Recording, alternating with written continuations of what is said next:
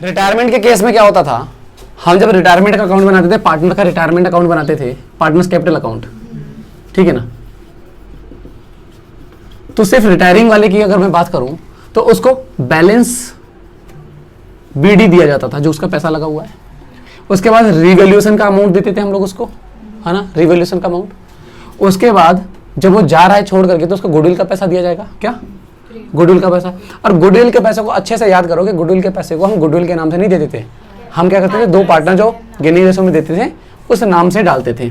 तो जैसे ए और बी दे रहे हैं, अगर सी रिटायर हो रहा है तो ए और बी के नाम से दो अमाउंट आएगा, ठीक है ना। अगर तीनों का बन रहा है तो ए और बी को जैसे कम भी करना होता था, पर वैसे अभी एक ही का बना रहा हूँ, ठीक है जी। तो ए और बी, उसके बाद और कुछ रह गया, रिवैल्यूएशन हो गया, बैलेंस बीडी हो गया और जनरल रिजर्व। बाकी के फिर उसमें चले जाते हैं हम लोग, बैलेंस शीट में चले जाते हैं, वहाँ पे हम लोग क्या क्या मिलता है, जनरल रिजर्व होता है, इन्वेस्टमेंट फ्लक्चुएशन रिजर्व होता है और WCR होता है, ठीक है।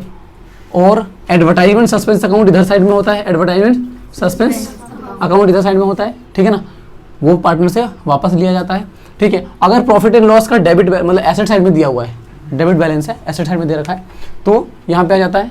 ये सब चीज़ें दी जाती थी और देने के बाद जो है पार्टनर्स कैपिटल अकाउंट बन जाता था। अगर इसी केस में क्या होता है कि अगर कोई रिटायरमेंट की जगह पे डेथ का केस है, फिर से कैपिटल अकाउंट ही बनाऊंगा, पर capital account executors capital account कहलाता है, क्या, एग्जीक्यूटर्स कैपिटल, क्योंकि सी तो रहा नहीं, तो सी का जो एग्जीक्यूटर होगा, उत्तराधिकारी, उसका कैपिटल अकाउंट बनता है, ठीक है। और उसको क्या क्या चीज दी जाती है, तो भाई एग्जैक्टली वही सारी चीज दी जाएंगी।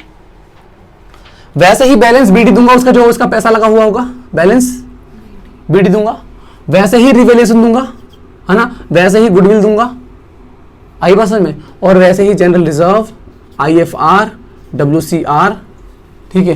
फिर एडवर्टाइजमेंट सस्पेंस अकाउंट, ठीक है, और P&L। अगर ड्राइंग करिए तो ड्राइंग यहाँ भी थी, अगर ड्राइंग करिए उसने तो ड्राइंग, समझ में आई बात। तो फिर अंतर क्या है, अंतर ये है कि रिटायरमेंट के केस में जनरली क्या होता है, या तो वो 1 अप्रैल को या 31 मार्च को जो है रिटायर होता है, जबकि डेथ के केस में बंदा डेट डिसाइड करके थोड़ी ना मरता है, वो तो कभी भी कर लेता है, समझ में आई बात।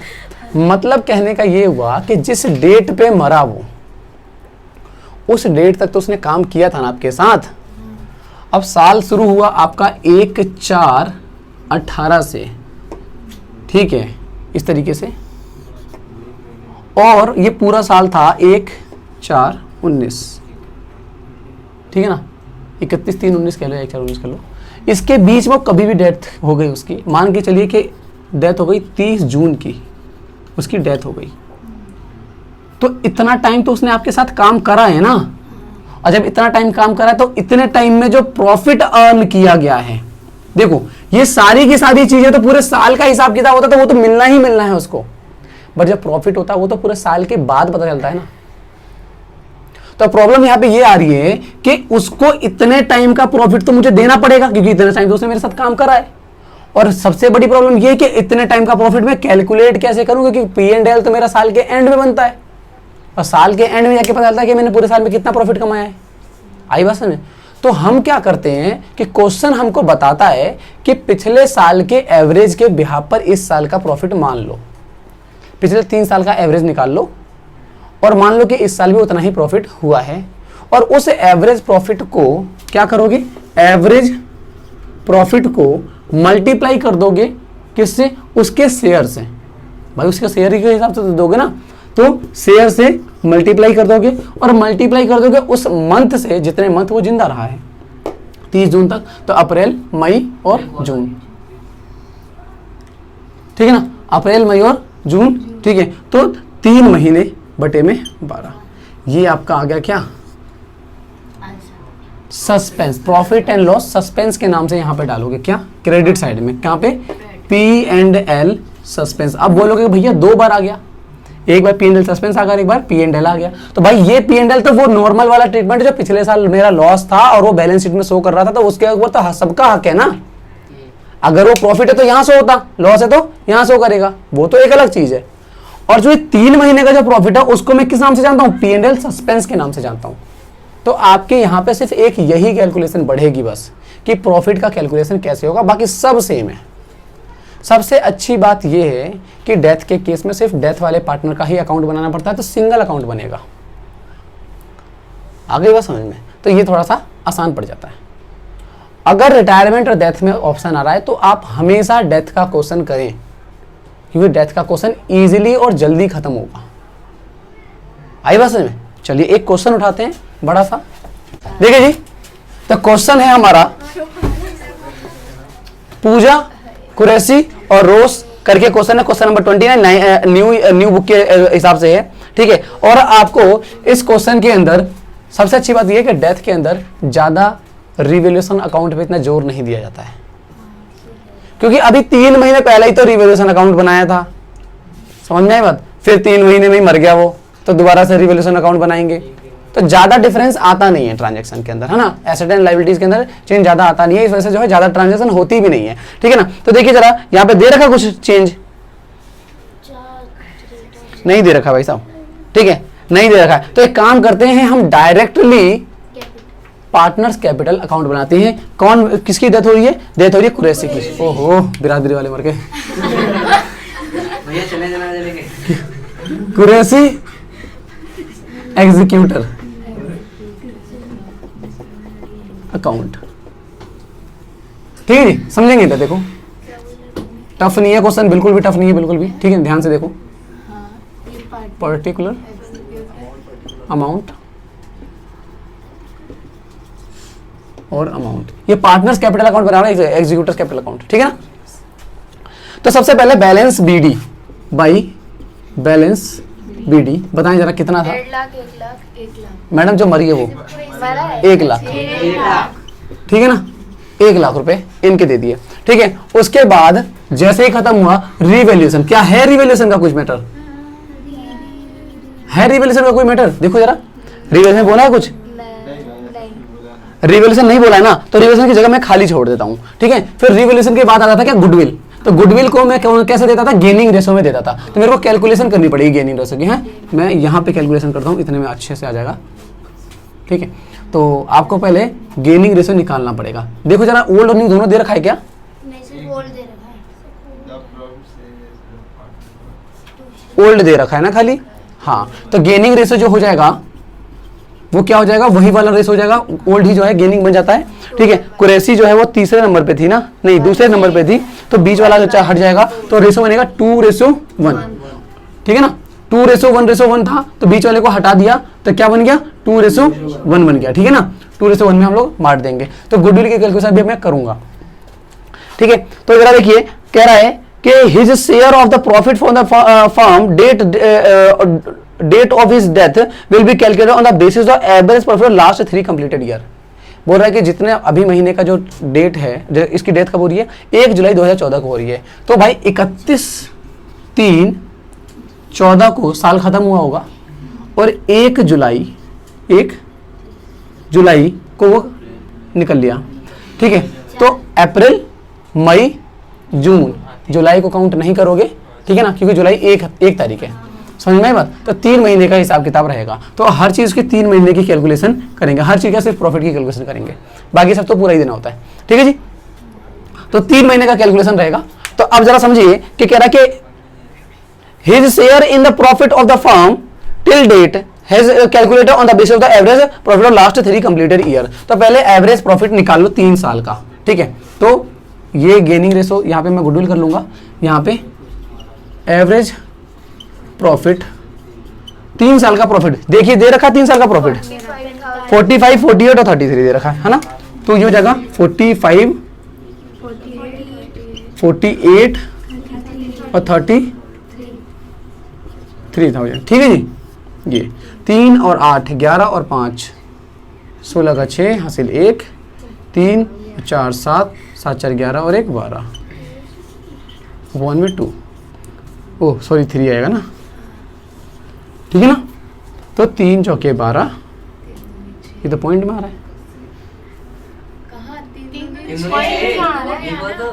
अच्छा, अरे हाँ यार 3 दूनी 6, ठीक है, और 3 42,000, ठीक है ना। और रेशो क्या था? नहीं, रेशो तो कर रहा ही नहीं है, ये एवरेज प्रॉफिट निकल करके आ गया। अब एवरेज प्रॉफिट जो निकल करके आया, इसका कुरैशी का, क्यूज का शेयर निकालना है तो 42,000 को मैं मल्टीप्लाई कर दूंगा, उसका रेशो था 1 और 2/211 हो जाएगा 1/4 है ना, और इनटू में मंथ था आपका 3/12।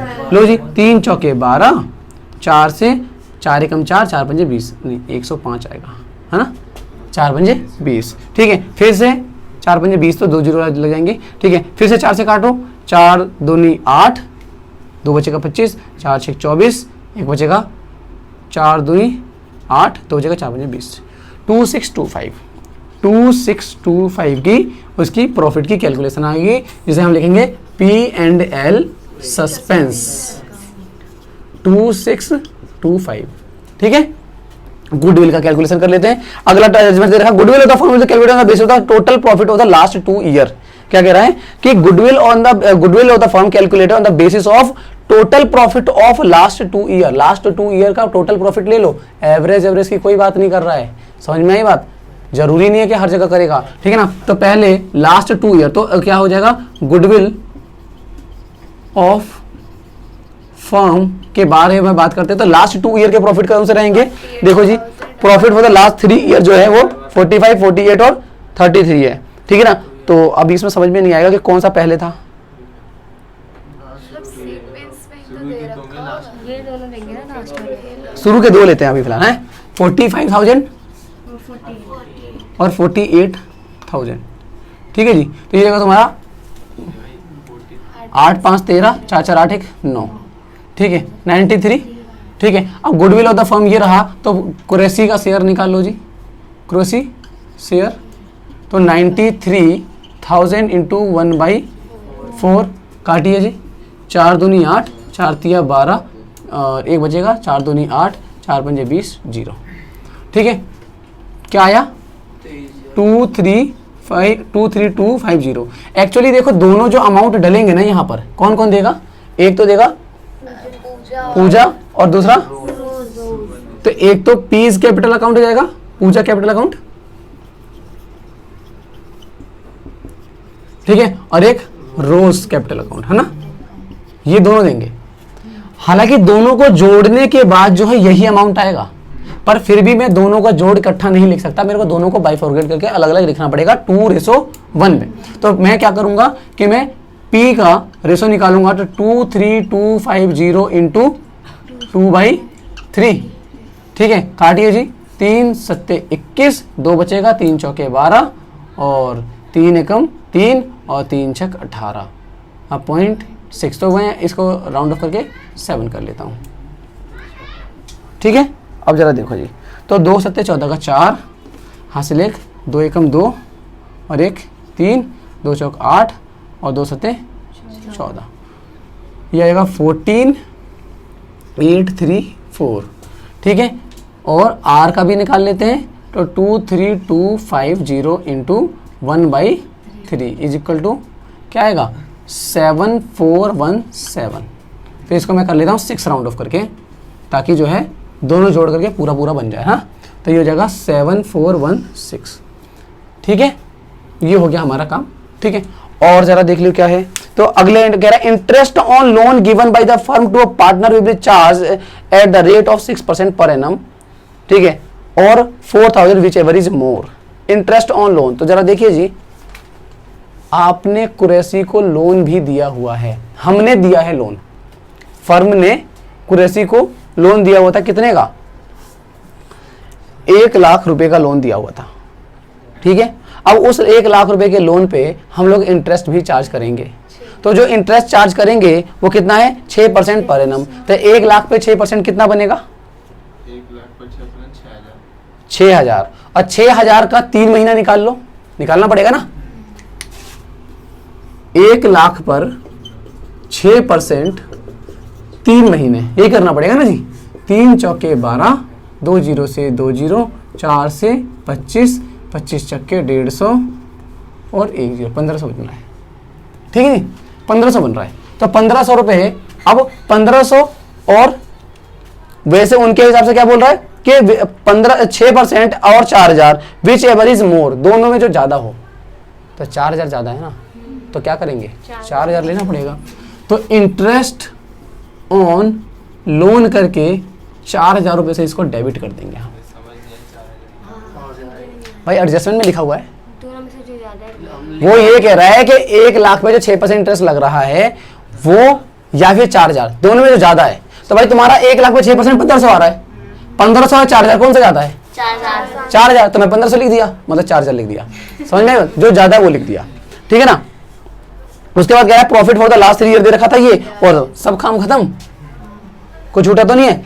अब क्या करेंगे, पार्टनर्स के बैलेंस शीट में जाकर के देख ले कोई रिजर्व तो नहीं है, देखो तो ये आपका रिजर्व फंड दे रखा है 2 लाख का, तो इसको इसका हिस्सा मिलेगा, तो रिजर्व फंड बताइए जी कितना, 1/4 दूंगा ना, 1/4 2 लाख का 1/4 हो जाएगा 50,000 रुपये, है ना, 50,000 हो जाएगा ना। लो जी ये 50,000, नहीं आती। ये क्या डाला गुडविल ने, ये दोनों, ठीक है। उसके बाद बिल्डिंग इन्वेस्टमेंट कुरेसी डेब्टर, अच्छा कुरेसी का लोन है तो लोन यहाँ पे डेबिट करना पड़ेगा, ठीक है ना। लोन ठीक है, कितने का? 1 लाख रुपए का, इसका पैसा काटेंगे ना हम लोग अपना लोन में से, ठीक है। उसके बाद बस और कुछ नहीं है, ठीक है। बैलेंस करके देखते हैं कितना आ रहा है, 71,875, 68, 3,000 का डिफरेंस आ रहा है, 68 और 3, 71, कुछ छूटा है क्या? 3,000 का डिफरेंस आ रहा है, देखो ना 3,000 का डिफरेंस आ रहा है, कहाँ पे छूटा है कुछ? या तो ये जो प्रॉफिट लिया था हम लोगों ने वो बाद वाले तो नहीं लेने थे, क्योंकि उसमें लिखा नहीं हुआ ना डेट, अगर डेट लिखा होता तो कोई दिक्कत नहीं था। क्या चीज़? हाँ अमाउंट चेंज करके देख लेते हो, तो कौन सा है, कहाँ पे है उसका कैलकुलेशन? ये है ना, 45, 48 और 33 था, तो 48, 33 ले लेते हैं, 48 और 48,000 और 33,000, तो 8, 3, 11 का 1 और 4, 3, 7 और 1, भैया 1,000 का डिफरेंस आपने बांटने में कर दिया है गड़बड़। कैसे? पूजा कैपिटल में कर इन दोनों को जोड़ने पे? हाँ। अच्छा जी एक सेकंड रुक जाओ, 250 ये है, भैया मैच नहीं हो रहा। एक सेकंड, ये कितना आ रहा था, ये कितना आ रहा था? 93,000 आ रहा था ना, तो 93,000 डिवाइड 4, 23, 25 सही तो आ रहा है, 23, 25, 0। अरे मतलब बांटा ठीक है। डाला है, अच्छा। 1,000 का डिफरेंस। इसको जोड़ो, 14,834 प्लस 7,416, हाँ 22,250 आ रहा है, जबकि 23,250 आना चाहिए था, तो ये हो जाएगा तुम्हारा पता नहीं कितना, चेंज करने दोबारा करना पड़ेगा ना। 23,250 डिवाइड 4 और मल्टीप्लाई 2 ना, ये आएगा 11,625, 11,625 और ये आ जाएगा 23, 25, 0, 11,600 1 से करना है ना, 3 से डिवाइड करना था ना, गलत कर दिया ना, 3 से डिवाइड करना था, 23, 25 डिवाइड 77 और इसको 2 से मल्टीप्लाई, 15,500 आ रहा है, 15,500। अब 15,500 माइनस 23,50, 77, 50, 77, 50 चेक कर लेता हूँ पर, हाँ 23, 25, 0 डिवाइड 3, 77, 50, ठीक है, हाँ सही। ठीक है ना, ये आ रहा है। तो अब जरा एक बार दोबारा चेक कर लूँ, तो ये हो जाएगा तुम्हारा 1,26,25 और ये 23, 25, 0 और 50,000, हाँ मैंने टोटली जोड़ा था, फिर तो उसमें कोई गड़बड़ी नहीं आएगी, वही आ रहा है 71,875 ही आ रहा है, 71,875 आ रहा है, और जबकि तुम्हारा आ रहा है 68,875 ही आ रहा है ना, 3,000 रुपये, कौन सा वाला?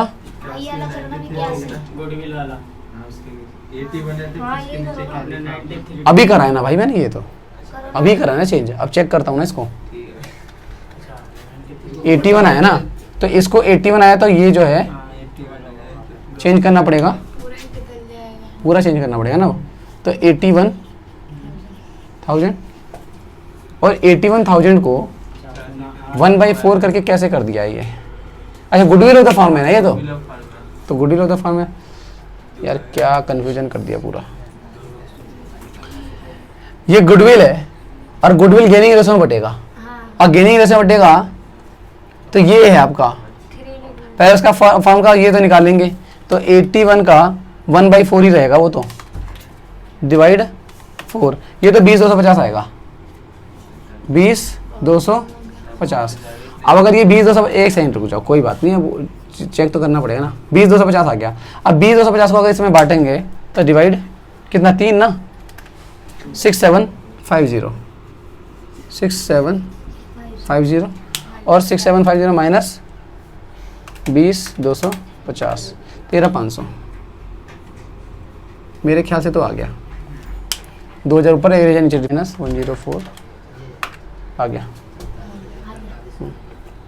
यही गलती थी, लास्ट वाले लेने थे। हमें तो बोल तो P का शेयर हो जाएगा 20,250 इंटू में क्या हो जाएगा ये 2/3 और 20,250 इंटू में 1/3, तो इसका आ रहा था 13,500 और इसका आ रहा था 6,750, यहाँ पे लिख दिया मैंने, ठीक है ना। अब जो है मैच हो जाएगा, तो अब यहाँ पे आएगा 2 सीज एग्जीक्यूटर, ठीक है, और कुरैशी, ठीक है, कितना 68,750, काम ही खत्म हो गया हमारा।